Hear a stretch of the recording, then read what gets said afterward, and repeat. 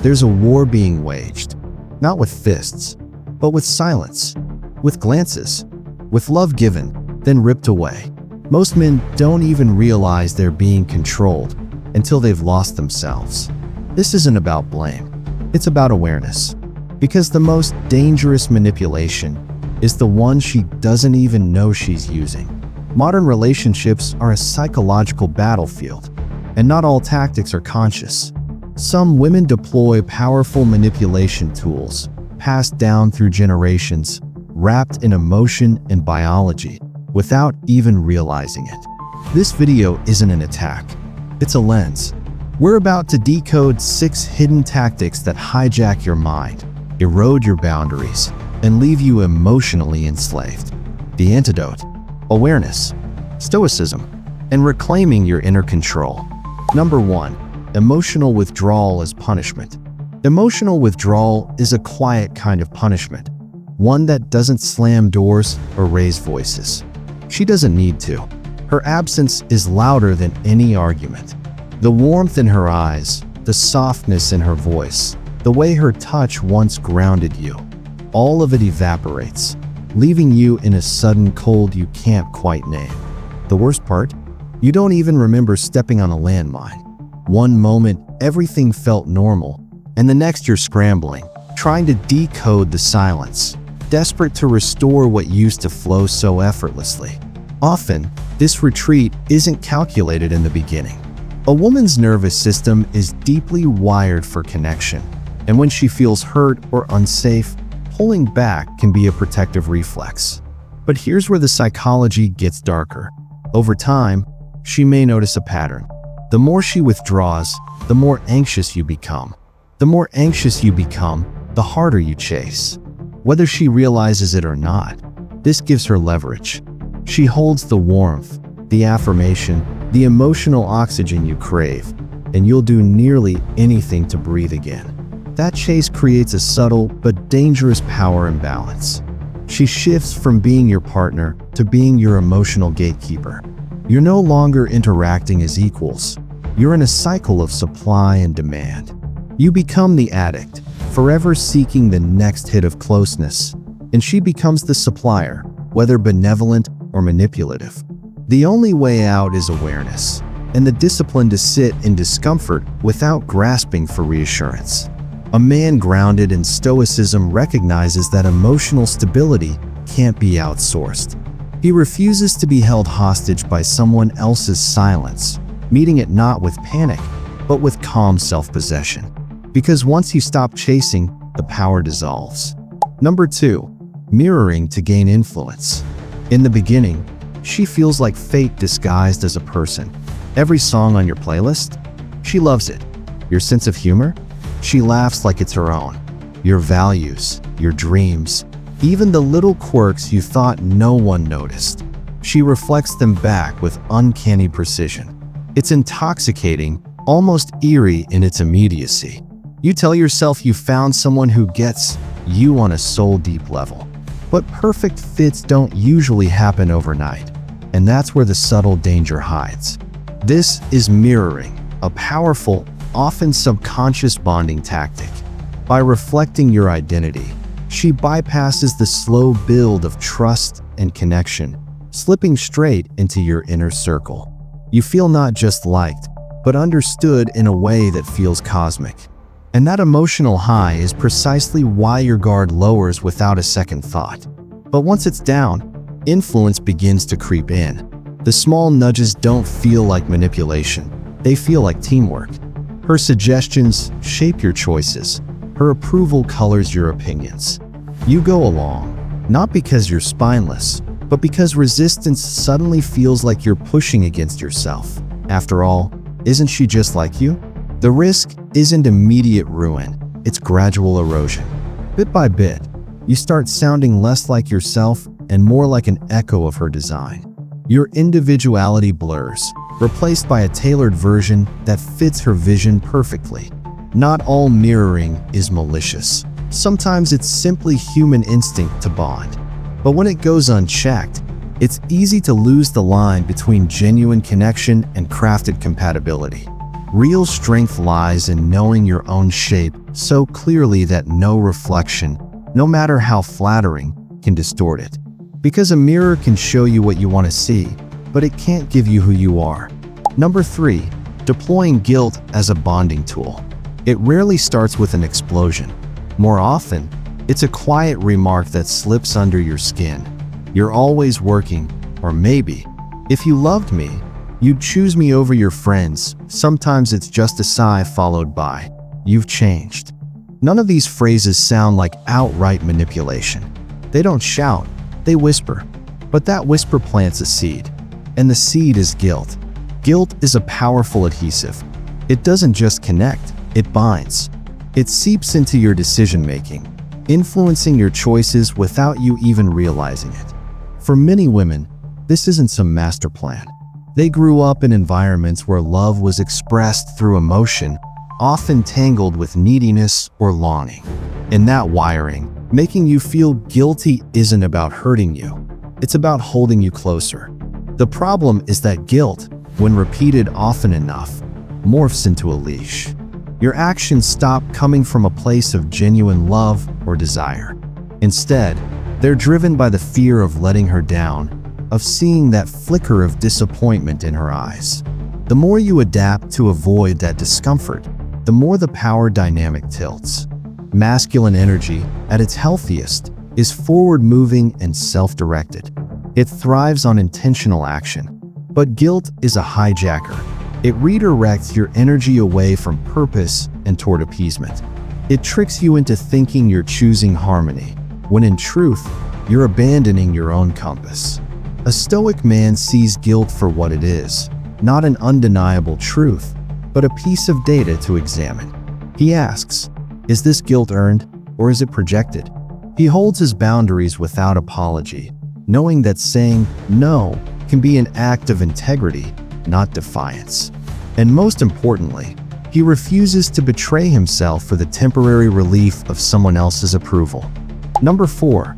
Hot and cold emotional cycling. One day, she's all in. Eyes bright, touch lingering, words soft and overflowing with warmth. You feel chosen, secure, lit up from the inside. But the next day, she's distant, cold.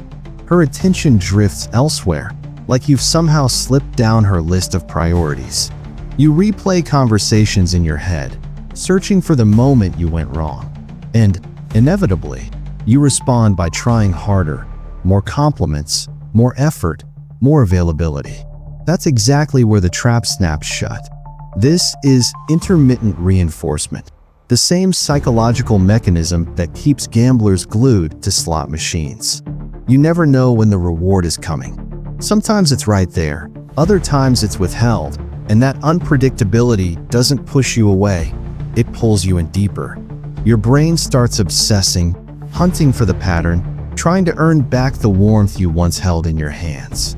Most women don't sit down and plan this out like a strategy guide.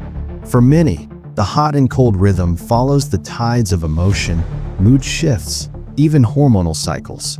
But for the man who doesn't understand what's happening, it can feel like love itself is slipping just out of reach, and the only way to catch it is to run faster. The problem is that in chasing, you start bleeding out in other areas. You lose sleep, lose focus, and sometimes lose yourself entirely. Your sense of worth becomes tethered to the unpredictable waves of someone else's attention. A Stoic man knows that true stability doesn't come from clinging to warmth, it comes from generating it. He doesn't let his identity swing between the highs and lows of another person's mood. Instead, he becomes the steady fire in his own life, a source of heat that doesn't flicker with someone else's weather. Because the man who is his own fire can never be left out in the cold. Number 5. Subtle suggestion instead of direct request. It sounds harmless, sweet, even. I wish we had more time together. Or, wouldn't it be nice if you stayed in tonight? Maybe even, it's okay. You can go out if you want. The words float in like gentle suggestions, wrapped in affection and flexibility. But here's the truth, these aren't requests. They're scripts. And the more you read between the lines, the more you begin editing your behavior to match the role she's written for you. This is manipulation in its softest form. It doesn't demand, it nudges. It hides behind warmth and reasonableness, so you rarely see it as control. But the effect is the same, and internal pressure builds. You're not making choices from freedom anymore. You're making them to avoid the quiet sting of letting her down. You start canceling plans, altering routines, or shelving your own needs without ever being told you have to. To be fair, this tendency is often born from conditioning rather than malice. Many women are taught, explicitly or implicitly, that directness will cost them love or approval. So they learn to frame desires as suggestions, planting seeds instead of making clear requests. But regardless of intent, the result is the same. You find yourself entangled in invisible obligations, trying to meet expectations that were never plainly stated. A high-value man doesn't play codebreaker. He respects clarity and invites honesty into the space between him and his partner. If she can speak plainly, he listens openly. If she can't, he doesn't step into the role of interpreter, because that role erodes freedom and fosters quiet resentment. And if the air stays too clouded for honesty to enter, he makes the choice to walk away, not in anger, but in alignment with the truth that love without clarity eventually becomes a cage. Number 6. Love bombing to create emotional dependence. At first, it feels like stepping into a dream you didn't think existed. She's everywhere, texting until the early hours, praising you for things no one's ever noticed before, making you feel like the most fascinating, worthy man on the planet.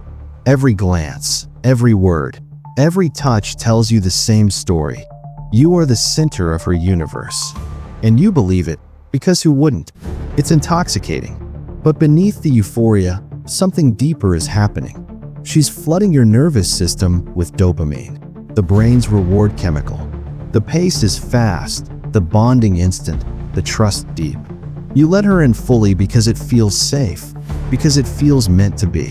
What you don't see is how this flood of affection becomes a hook. The trust you've built so quickly now serves as the bars of a cage you don't yet realize you're in. Then, just as suddenly as it began, the tide changes. She pulls back. The texts slow, the praise quiets. The warmth that once engulfed you now flickers faintly, if at all. And that's when the craving hits. You remember the high, and you're willing to do almost anything to feel it again. Was it all fake? Not necessarily. Love bombing isn't always malicious. It can be the product of someone's emotional intensity running ahead of their stability. But here's the hard truth. Anyone who gives too much too soon usually takes it back just as abruptly, and the fallout can be just as violent as the rush was sweet. The Stoic man knows the antidote. He moves slow, measured, rooted. He doesn't confuse intensity for intimacy. Real love, he understands, doesn't need the chaos of fireworks to prove its worth. It burns like a steady flame, constant and unwavering, the kind you can warm your life around. Most manipulation isn't born from malice. It's inherited, learned, passed down through family dynamics, culture, and unspoken rules. Often, it's unconscious, but unconscious tactics still create conscious consequences. If you don't master your own emotions, someone else will. And they won't need to raise their voice or slam a door. They'll guide you with silence, with suggestion, with shifts so subtle you barely notice, until you realize you're no longer steering your own life. Emotional control doesn't require cruelty. It just requires your emotional unawareness.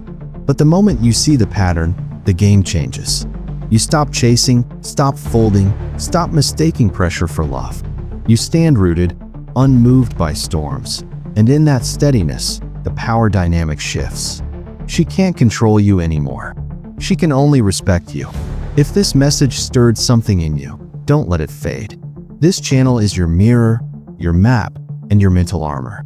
Subscribe to Stoic 95, where men wake up, rise up, and reclaim their power.